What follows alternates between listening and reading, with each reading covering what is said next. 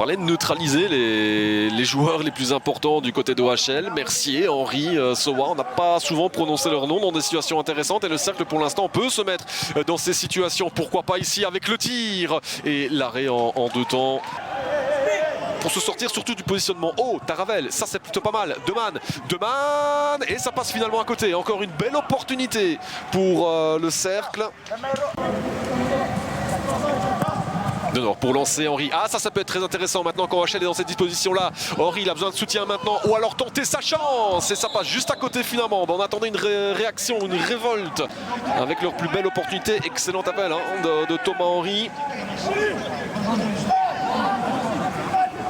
Kianil complètement aussi Taravel derrière. Et finalement, il y a toujours... Voici celle de Lotardant.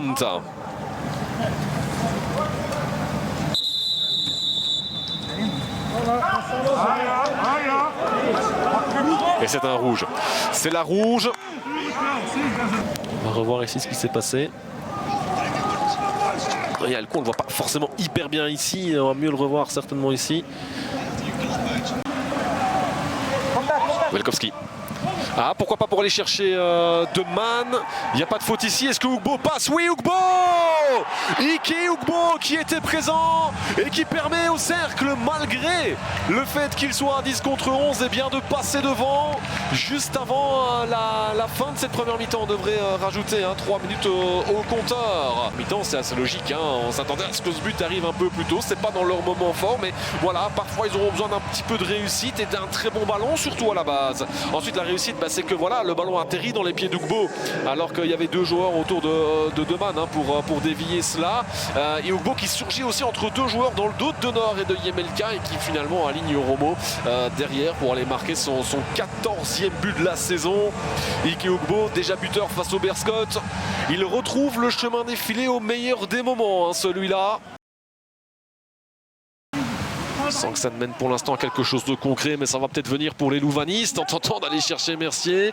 Hubert, est-ce qu'il va tenter à distance? Oui, et finalement ça passe à côté.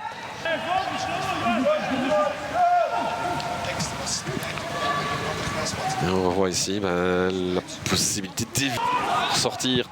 Et là, c'est simple, ils ressortent plus facilement. Bon, là, ça ne se montre pas parce que Mercier, de nouveau, c'est pas forcément habituel. Welkowski, attention parce qu'il y a Ugbo derrière. Il y a Ugbo derrière. Pour le 2-0, il fait très mal celui-là aux louvanistes parce qu'ils étaient clairement mieux rentrés. On voit, ça part un très mauvais ballon d'ailleurs de Mercier. C'est pas forcément dans ses habitudes.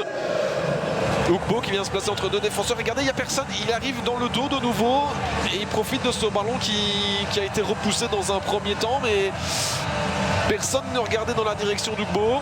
Tout le monde regardait vers Welkowski. Il se fait un petit peu oublier et derrière, il sanctionne. Et c'est 2-0. C'est parti pour Welkowski. Et finalement le 3-0. Finalement le 3-0. Regardez, Jérémy Taravel, son premier but forcément depuis très longtemps. Son premier match depuis longtemps. Et tout le banc est debout du côté du cercle. 3-0. C'est le premier but de la saison pour Taravel. Il y avait Pavlovic juste devant lui qui avait fait la course, qui attire peut-être un peu plus la défense et du coup le ballon passe un peu au-dessus de lui. Mais parfait finalement pour Taravel.